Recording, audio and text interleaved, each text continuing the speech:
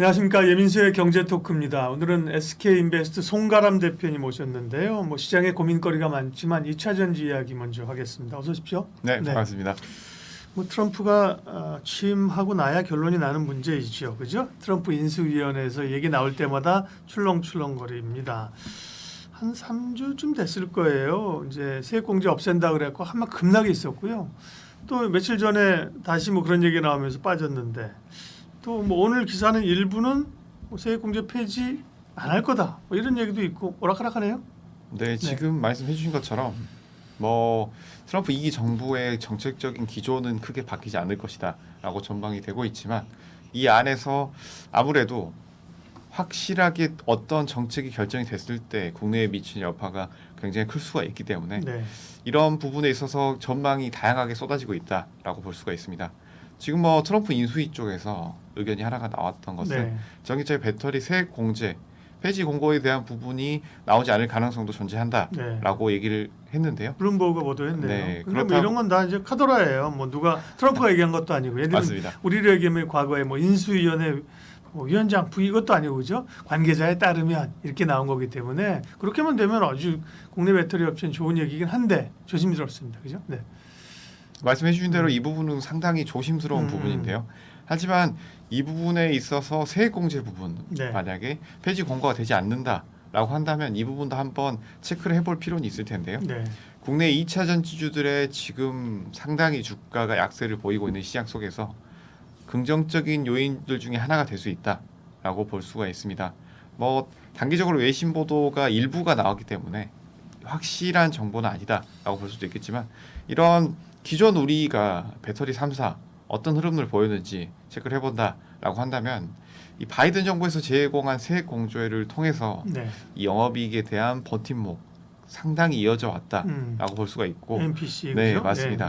이런 것들이 흐름이 차기 정부에서도 이어진다라고 했을 때는 어느 정도 한숨을 돌릴 수 있는 것들.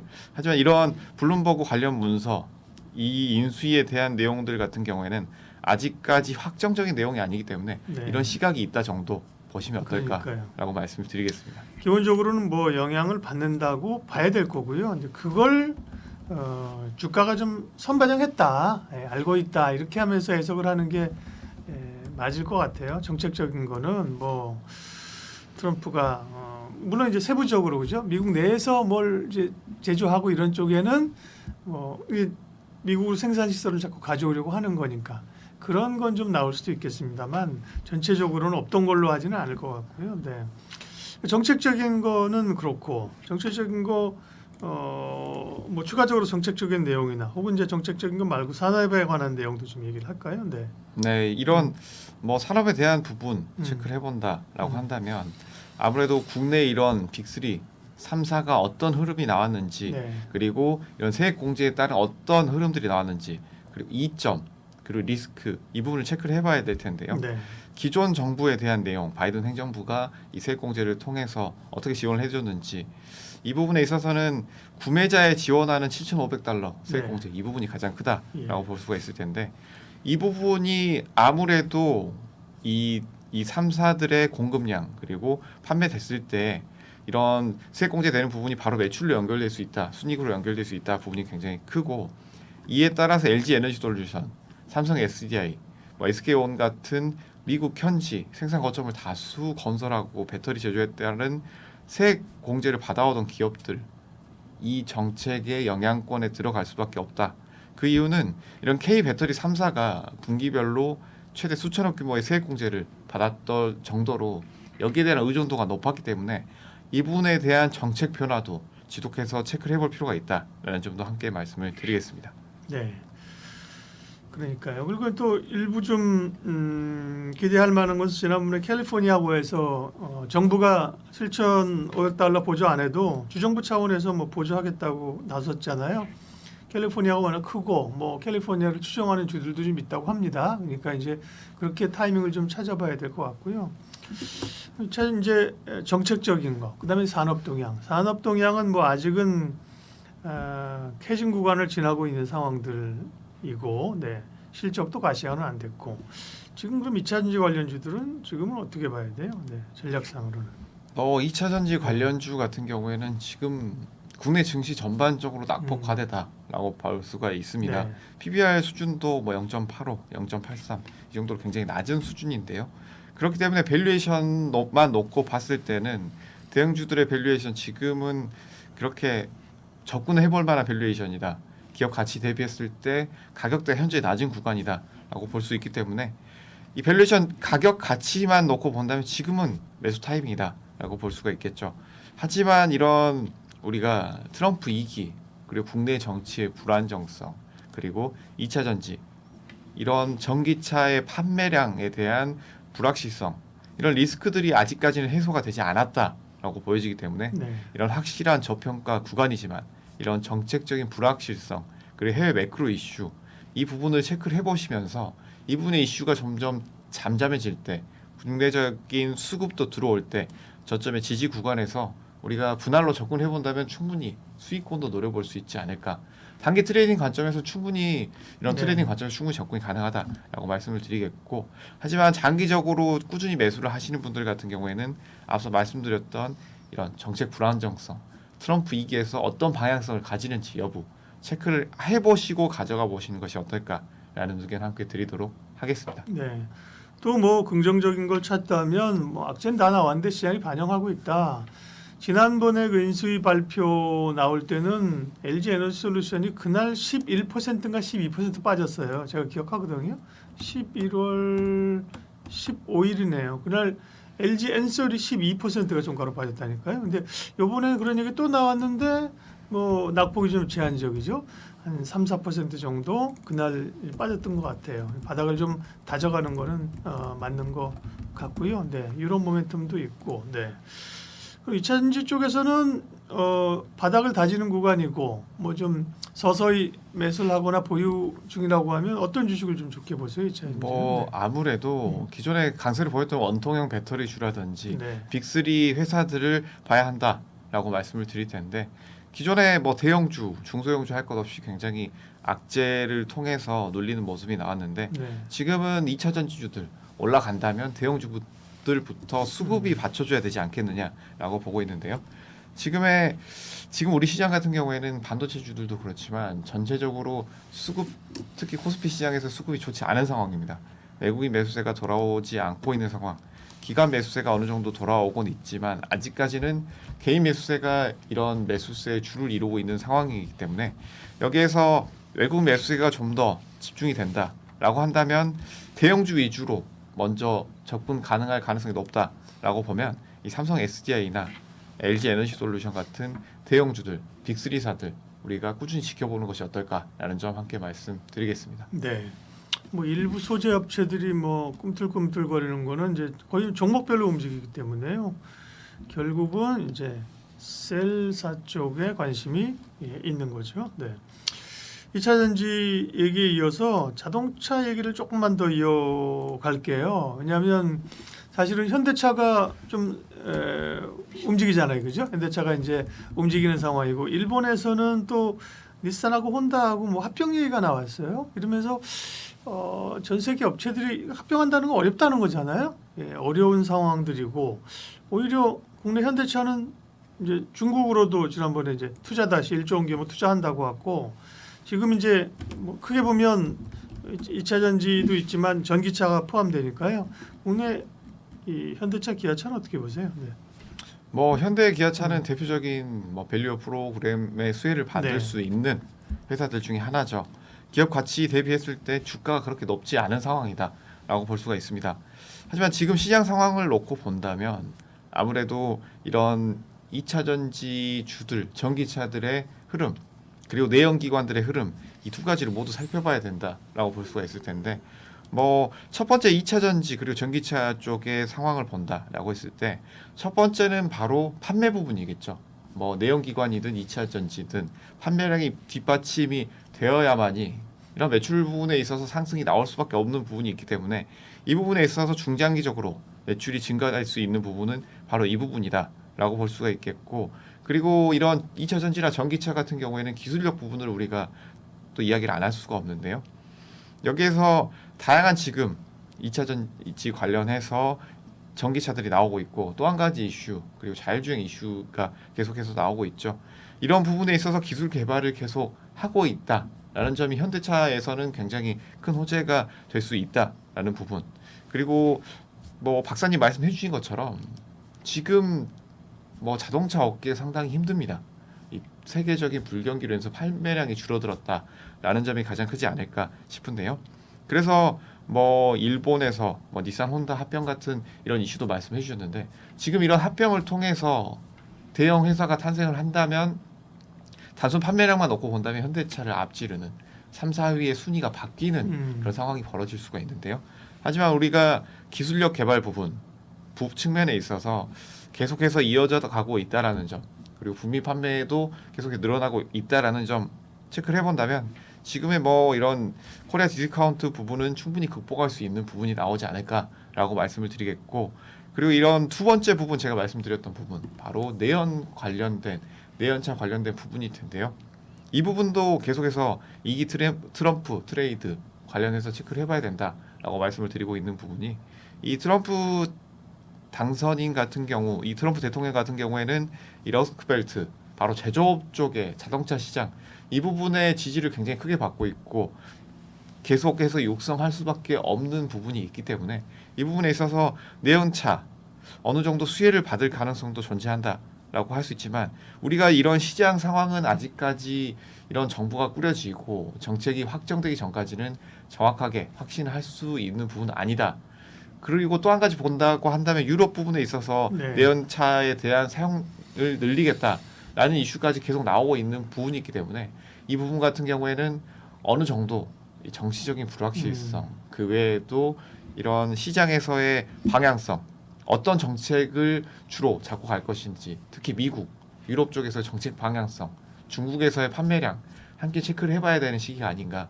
바닥권에서 수급 부분, 그리고 어느 정책이 어떻게 결정되는지 여부에 따라서 우리 현대차 같은 경우에도 기술 개발 외에 또 한 가지 시장 상황에 따라서 이런 방향성, 주가의 방향성 결정되지 않을까라는 점 말씀을 드리겠습니다. 그러면 송가람 대표님한테 뭐 지금 내가 자동차를 살까 2차 전지를 살까, 예를 들면 대표적으로 뭐 현대차를 살까 LG 에너지 솔루션을 살까 이렇게 물어본다면 뭐라고 답하시겠어요? 들서하지 마. 상당히 쉽지 않은 질문인데요. 네. 저는 산다면 네. 아무래도 자동차주를 사지 않을까라고 생각을 하는데요. 네. 2차 전지주 같은 경우에는 일단 저는 기업을 볼 때 기업의 미래 가치도 보지만 현재 지금 매수를 할 때는 매출 부분을 체크를 해야 된다라고 항상 말씀을 드리는데요. 이 완성차 업체 같은 경우에는 꾸준히 매출이 나오고 있고, 그리고 거기에 따른 기술 개발도 계속해서 하고 있다라는 점을 우리가 굉장히 좋게 볼 수 있는 부분, 그리고 국내 현대차 같은 경우에는 이 밸류업 프로그램에 대한 수혜를 입을 수 있다라는 부분까지 함께 볼 수가 있을 텐데요. 반면에 이런 2차 전지 부분은 굉장히 미래 성장성도 높고 가치 부분에 있어서 굉장히 높다라고 볼 수가 있지만, 기존의 이런 테슬라 판매라든지 2차 전지 전기차들의 판매 유럽보다는 중국에서 상당히 많았다라고 한다면, 지금에서의 이 중국에서의 판매 부진, 전 세계적인 불경기 이어진다라고 했을 때는 이 자동차 산업 전반적으로 이슈가 있겠지만 특히나 전기차 부분에 있어서 전기차 가격이 또 비싸죠. 비싸고 보조금 부분에 있어서도 이슈들이 계속 나오고 있기 때문에 이 부분에 있어서 전기차 부분은 아무래도 이런 정책적인 부분, 악재적인 부분이 해소가 되어야지만이 좀 더 움직임이 나오지 않을까라는 의견 함께 드리도록 하겠습니다. 재건이라고 하면 일단 러우 전쟁이 끝나고 그쪽에서의 재건 기대감인데요. 네. 전쟁 끝납니까? 트럼프 취임하면 바로 뭐 근데 뭐 트럼프가 젤렌스키도 지난번에 파리 갔을 때 만났거든요. 그리고 뭐 또 특사도 보낸다고 그래요. 뭐 기대감은 좀 있습니다. 재건을 봐야 될 포인트 좀 알려주십시오. 네. 뭐 재건 같은 경우에는 계속해서 이슈가 있었죠. 네. 그리고 테마주들도 계속해서 움직였습니다. 하지만 이 재건 사업 같은 경우에는 우리가 단기로 볼 사업은 아니다. 네. 그래서 이 부분에 있어서는 굉장히 큰 금액이 들어갈 것이다 라는 부분에서는 이견이 없는 사업이다 라고 볼 수가 있겠죠. 그렇다고 본다면 이 재건 사업 같은 경우에는 우리가 계속해서 꾸준히 지켜봐야 할 섹터가 아닐까라는 점 말씀을 드릴 텐데, 네. 눈여겨봐야 할 점은 뭐가 그렇다면 있을까요? 분야가 재건의 분야가 뭐가 있어요? 분야가 네. 굉장히 네. 다양합니다. 네. 뭐 재건에서 단순히 건설 쪽만 생각하시는 분들도 있는데 건설 외에도 뭐 이런 건설을 위한 중장비들이 있을 수가 있고요. 그 외에도 이 인프라 관련된 다양한 종목군들 이슈로 해서 나오고 있는데 네, 농업 관련해서도 농업 관련된 움직였고, 종목군들도 예. 있고 그 외에도 뭐 철도 그리고 뭐 건설 기계, 농업 농기계 이런 부분이 계속해서 나오고 있고 뭐 네. 이슈가 나왔던 부분에 있어서 건설 부분 쪽에서도 뭐 건자재 특히 거푸집 만드는 회사들이 네. 이슈 머리를 했었다라고 보여지는데 이런 다양한 섹터들이 언제 어떻게 이슈가 나올지 모르기 때문에 한 번쯤 계속해서 체크를 해보시는 것이 좋겠다라는 네. 점도 말씀을 드리겠고 근데 포인트는 뭐, 네, 예, 말씀해 주세요. 지금. 포인트는 네. 이것들이 계속해서 순환면에 네. 나오겠지만 네. 가장 큰 이슈인 이 트럼프 트레이드에서 네. 어떤 결정을 내리는지 네. 어떤 시기에 확실하게 휴전에 대한 정전에 대한 이야기가 네. 나오는지 이 부분을 집중적으로 체크를 해보셔야 되지 않겠냐라는 점 말씀드리겠습니다. 제2의 마샬 플랜이라는 얘기도 있는데요. 전쟁은 끝나겠죠. 끝나야죠. 그리고 전쟁이 끝나면 일단은 뭐 빠르게 재건과 복구 수요가 있겠습니다만 우리나라가 보통 그럴 때는 이제 전쟁에 참여한 국가들이 그 연합군으로 참여한 국가들이 그게 참여하는 거거든요. 그죠? 재건에 참여하고 그 재건 수요를 특수를 누리는 거잖아요. 그죠? 근데 우리나라가 사실 우크라이나 전쟁에 참여한 것도 아니고 그런데 사실 유럽 국가들이나 1차적으로 유럽의 국가들 그다음에 미국이 가서 뭐 이것저것 그 소위 그 과실을 얻으려고 할 거 아니에요. 그죠? 근데 우리나라가 거기서 사실은 실제 들어갈 수 이런 고민이 있는 건데요. 낮은 고민이라는 거죠. 지금 기대감으로 일단 그죠? 가는 맞습니다. 거예요. 예. 지금은 기대감 네. 부분도 우리가 굉장히 크다라고 네. 볼 수가 있겠고 그 외에도 이런 뭐 한국 우크라이나 음. 재건 포럼이라든지 말씀해 주신 것처럼 직접적인 우리가 투자라든지 이 부분에 있어서는 상당히 부족한 상황이지만 네. 여기에서 MOU라든지 협력 포럼이라든지 그리고 그 외에 뭐 원전 설치 다양한 부분에 있어서 기회가 열려 있다라고 보여지고 다양한 부서진 건물을 치워야 되기 때문에 특히 중장비 쪽에 우리나라 경쟁력이 있는 회사들이 상당히 많이 있다라는 점 그리고 전력 공급을 새로 한다라고 했을 때 원전의 부분에 대한 이슈도 다시 나올 수 있다라는 점도 볼 수가 있겠고 이런 인프라 부분에 있어서 우리나라 회사들이 다양한 경험을 가지고 있다라는 점이 굉장히 큰 이슈가 될 수가 있을 텐데 해외 건설 부분에 있어서 인프라 건설에 있어서 상당히 기술력을 가지고 있다라는 점 그리고 국내 같은 경우에는 이런 속도 부분에 있어서 그리고 신뢰성 부분에 그렇죠. 있어서도 속도야 우리가 빠르지. 네, 부다닥 그죠? 네. 네. 속도 부분에 있어서는 뭐 전 세계적으로 유명한 국가이기 네. 때문에 이 부분에 있어서 상당히 뭐 좋은 평가를 받고 있는 상황이기 때문에 이슈가 계속된다라고 한다면 충분히 여기에 참여할 기업들이 많이 있다라는 점 말씀드리겠습니다. 네, 그러니까요. 물론 뭐 부정적으로만 관련이 없다는 건 아닌데 실제로 지금 나오는 가서 뭐 조립식으로 건물을 짓고 그죠? 막 이런 것들 좋죠. 근데 이제 들어갈 수 있느냐가 이제 관건인 건데요. 네.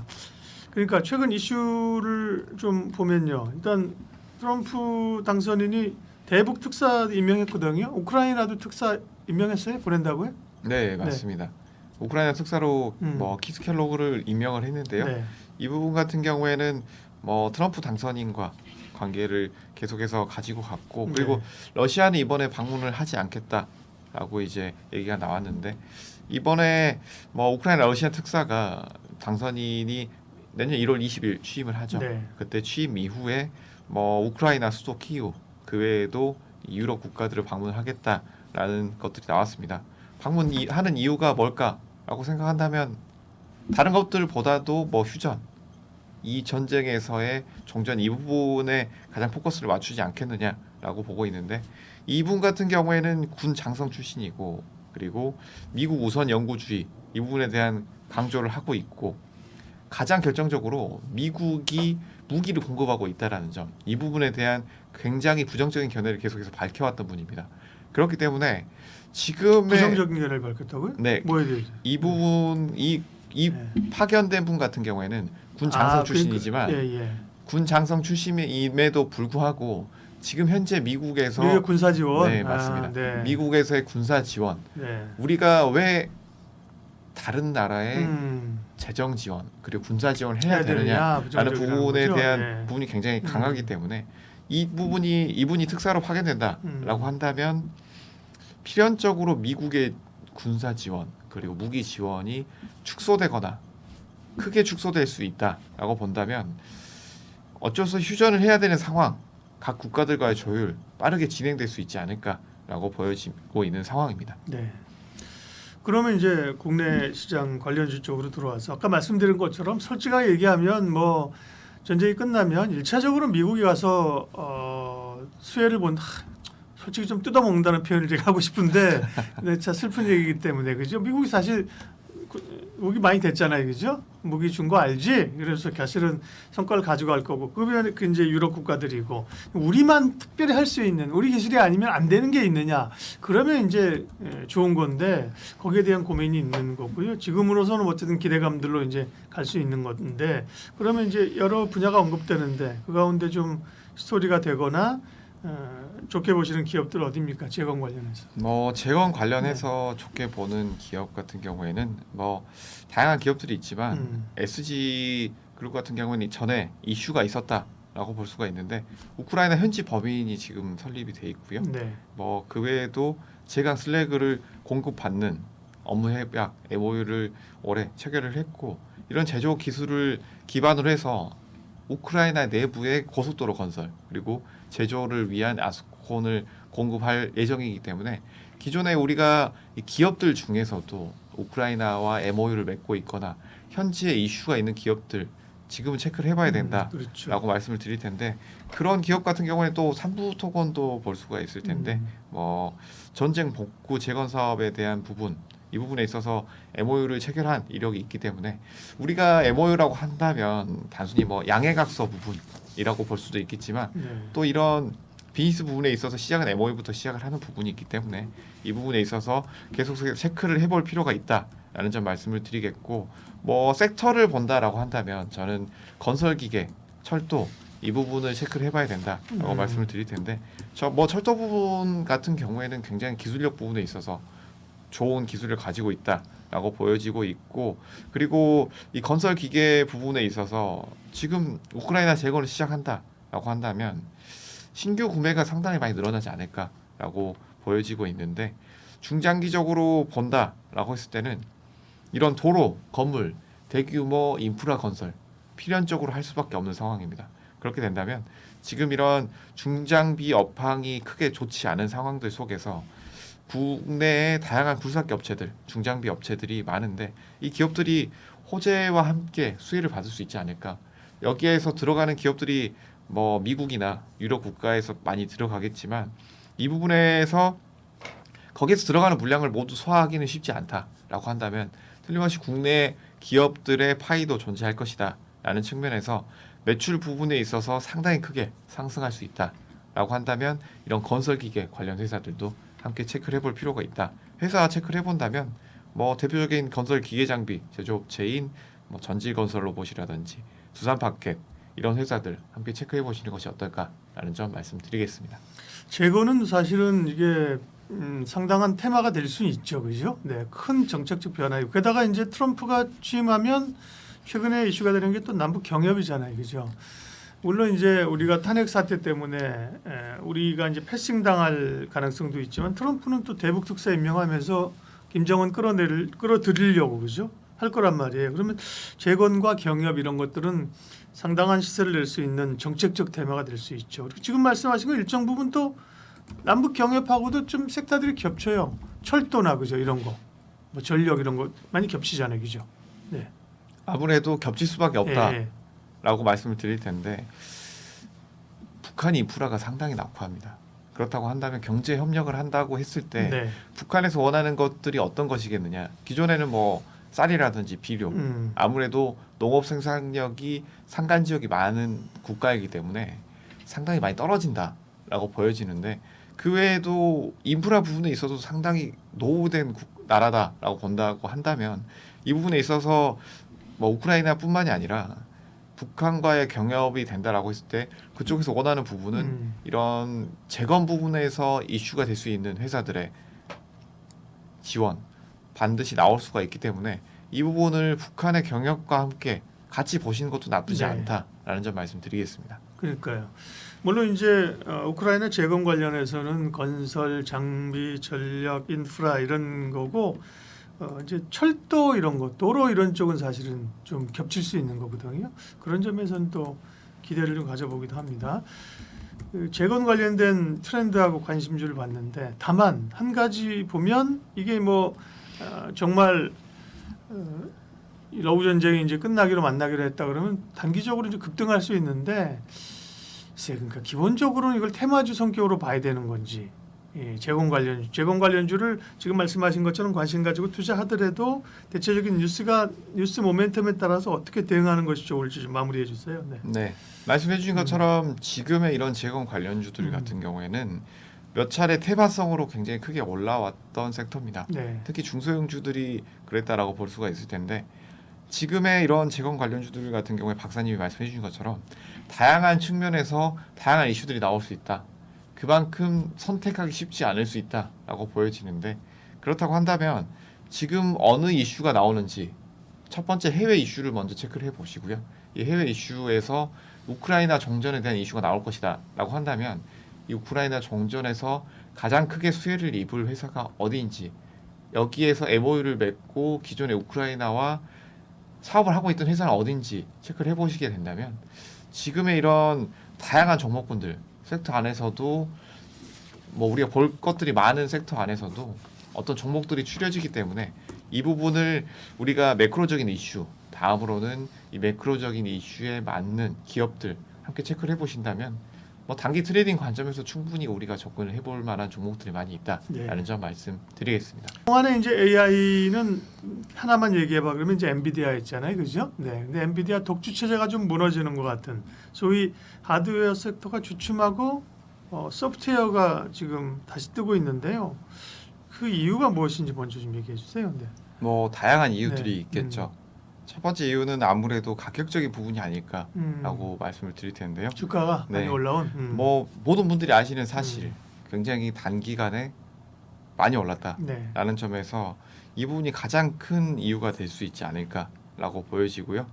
하지만 이런 단기 악재 외에도 추가적인 것들도 우리가 살펴볼 수가 있을 텐데 이 AI 하드웨어 섹터 같은 경우에는 매출은 계속해서 늘어나고 있다. 수요도 계속해서 늘어나고 있다라고 보여지지만 그에 따른 매출에 따른 주가가 어느 정도 밸류에이션 가치를 반영하느냐라고 했을 때는 지금은 상당히 높지 않느냐라는 의견들이 나오고 있기 때문에 지금 단기 약세가 나오지 않았느냐라고 보여지고 그 외에도 지금 시장 전체적으로 불경기가 이어지고 있기 때문에 이 AI 하드웨어에 대한 수요, 국가적인 수요는 계속해서 늘어나고 있지만 이 부분에 있어서 이 자체의 비즈니스 모델은 아직까지 뚜렷하지 않다라는 점에서 이 하드웨어를 사용해서 어떤 식으로 수익 모델을 가져갈 것인지에 대한 부분, 이 부분에 대한 논란은 계속해서 이어지고 있다라는 점에서 네. 이 AI 하드웨어 시장이 계속해서 이어질 것인가라는 점 계속해서 의문이 제기되고 있는 상황이다라고 볼 수가 있겠고. 그럼 엔비디아는 이제 팔아야 돼요? 지금 사면 안 돼요? 어, 한 152달러까지 갔다가 그죠? 지금 130달러 정도로 내려왔거든요. 근데 엔비디아에 대한 수요도 물론 이제 경쟁자들이 생겨난다는 거지만 엔비디아에 대한 수요도 꾸준하잖아요. 예. 엔비디아는 저는 더 간다고 봅니다. 예. 이유는 다양한 이유들이 있는데 일단 박사님 말씀해 주신 것처럼 수요가 끊이지 않습니다.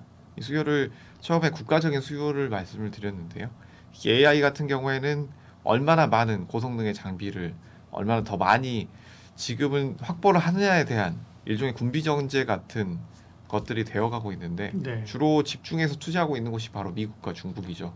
미국과 중국에서 계속해서 구입을 하고 있다. 어느 정도 주춤할 수는 있겠지만 구입하는 것들이 크게 줄지 않았다라는 상황 속에서는 매출 부분에 있어서는 계속해서 이어질 가능성이 상당히 높다라고 보여지고 네. 그리고 지금 엔비디아를 가장 단적인 질문 보유하신 분들 팔아야 되냐?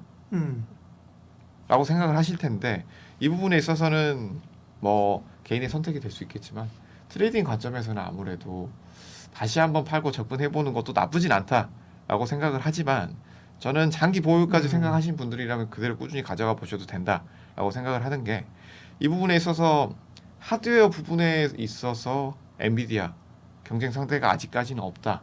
있다라는 것들은 많이 아실 겁니다.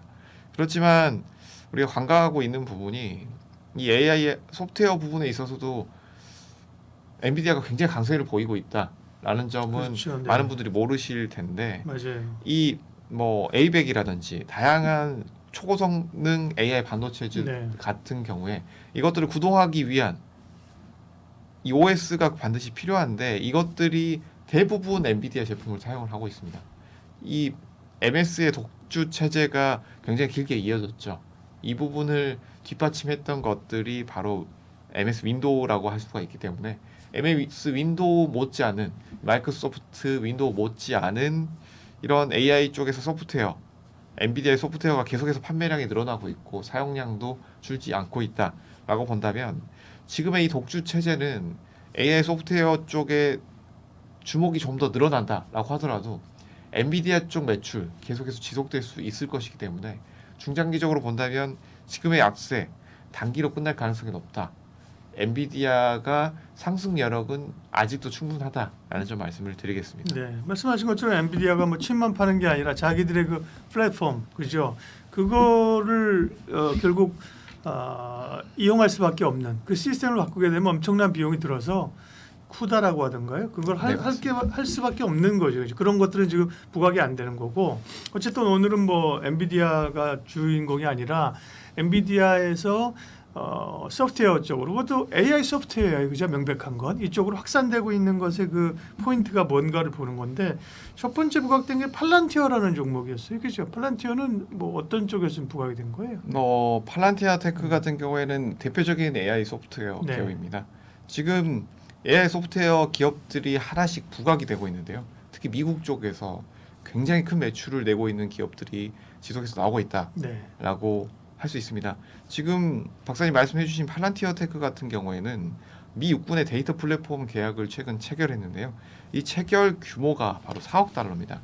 지금 주가 같은 경우에는 70달러 언저리에 있는데 이 부분에 있어서 계속해서 좋은 흐름 이어가고 있고 그 이어가고 있는 것들에 대한 실체가 지금 보여지고 있다라는 점 말씀을 드릴 텐데 네. 바로 앞서서 말씀드린 이 4억 달러 규모 데이터 플랫폼 계약이라고 할 수가 있을 텐데 이런 계약들이 한번 체결이 된다라고 한다면 뭐 우리나라도 그렇겠지만 미국 같은 경우에는 국방부, 육군 이런 쪽에 이런 안보 관련된 부분에 있어서는 한번 채택된 쪽은 계속해서 채택을 하게 되고 그리고 이런 쪽에 AI 소프트웨어 그리고 보안에 대한 이슈가 계속해서 늘어날 수밖에 없기 때문에 이 부분에 있어서는 앞으로 이런 계약 체결이 단기성으로 끝나는 것들이 아니라 이 지표에 대한 수익률, 각 이런 AI 소프트웨어 회사들의 부분들 계속해서 매출 성장성이 늘어날 수밖에 없다라고 네. 보여지고 뭐 팔란티어 테크만 본다라고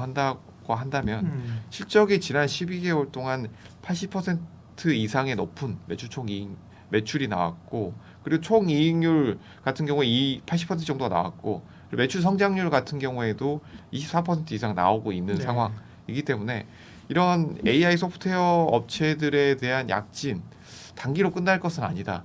계속해서 이어질 것이다라고 보여지기 때문에 지금 매수할 섹터를 찾고 계신 분들이다라고 한다면 이 AI 소프트웨어 업체들 같은 경우에는 지금 바로도 접근이 가능한 업체들이 많기 때문에 네. 관심을 가지고 지켜볼 만하다라는 점 말씀을 드리겠습니다.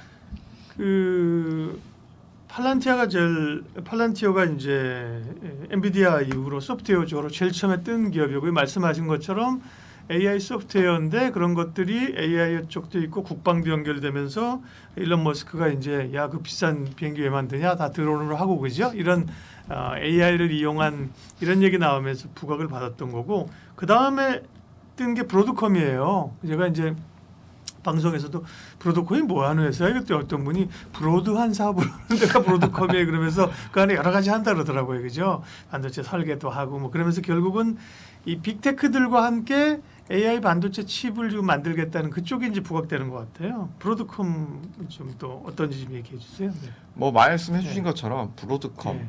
뭐 다양하게 사업을 하겠다라고 해서 브로드컴인지는 모르겠지만 굉장히 다양한 사업들을 하고 있어요. 지금 미국에서 어느 정도 지금 계속해서 약진을 보이고 있는데 시총 같은 경우에도 굉장히 커지고 있다. 뭐 주로 유무선 통신 분야의 강점을 가지고 있었지만 네. 지금 싱가포르에도 본사를 두고 음. 있고요.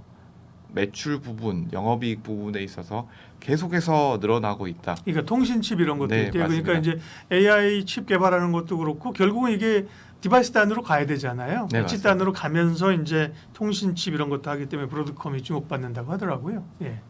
뭐 이 회사 같은 경우에는 음. 통신칩, 그러니까 단순히 브로드컴이라고 한다면 네. 통신 쪽에만 집중되지 않았을까라고 생각을 하실 수가 있는데 이 부분은 반도체 부분에 있어서도 굉장히 계속해서 개발을 하고 있다라고 볼 수가 있고 역사도 상당히 오래된 회사입니다. 이 회사가 어느 정도 단기로 생긴 회사가 아니라 네. 지금 계속해서 2000년대 초반부터 매출을 계속해서 늘려나가고 있는 회사다라고 볼 수가 있겠고 이 네트워크형 시스템 반도체 분야에서는 퀄컴과 함께 굉장히 높은 기술력을 가지고 있는 회사다라고 볼 수가 있겠고 네.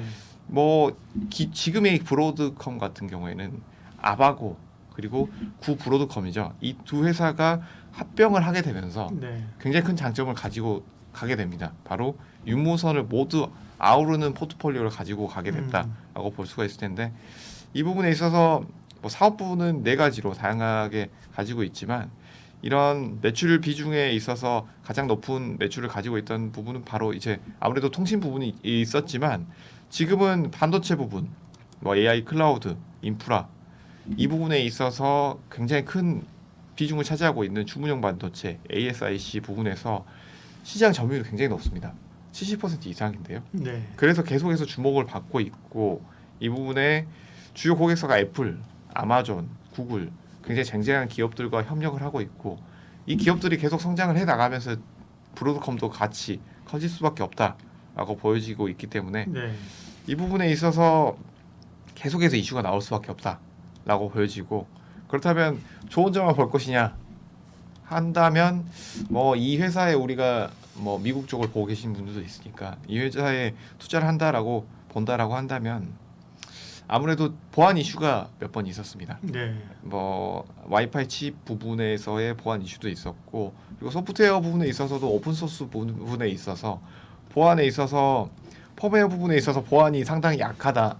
이 부분에 있어서는 뭐 리눅스 배포판을 사용했다라는 등의 다양한 비판들이 나오고 있는데 이 부분은 어느 정도 상당히 회복이 될 수 있는 뭐 개선이 될 수 예. 있는 부분이기 때문에 이 부분 개선이 된다라고 한다면 지금보다 더 좋은 흐름이 나올 수 있지 않을까. 네. 국내와 연결해서 본다라고 한다면 삼성전자 관련된 이슈들도 있는데요.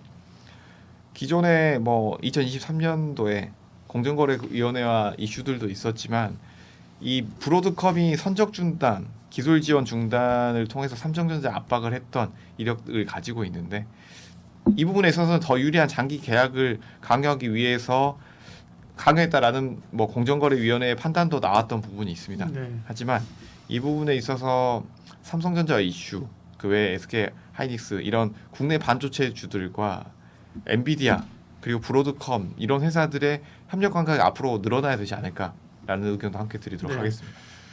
그 AI의 모멘텀이 이제 엔비디아가 뭐 죽는 건 아니겠죠. 그러나 관심 자체가 팔란티어나 브로드컴 같은 소프트웨어, 칩 개발, 통신 이런 쪽으로 간다는 얘기를 했습니다. 그러면 국내 투자자 입장에서 이런 흐름들을 어떻게 이용하면서 투자를 해야 되는 것인가? 그러니까 국내로 보면 반도체 업체들이 있을 거고요. 그다음에 뭐 소프트웨어 업체들 잠깐 언급한 것처럼 통신 장비 이런 얘기하는 분도 있어요. 이 관련된 국내 업체들 전략 뭐 혹은 또 눈여겨 보시는 기업 있으면 마무리해 주세요. 네. 국내 반도체 업체들, AI 업체들도 살펴볼 텐데요. 네.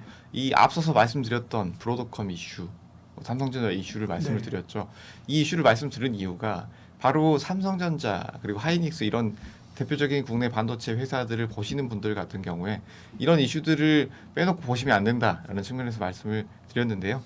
아무래도 국내 반도체주들은 해외 납품 이슈가 가장 크다라고 볼 수가 있기 때문에 이 부분에 있어서 해외에서의 이슈, 분쟁들 이 부분이 나오게 되면 이 부분이 어떻게 해결이 될 것인지 그리고 앞으로의 어떤 이슈가 나올 것인지 이런 매크로적인 이슈를 꾸준히 체크를 해봐야 된다.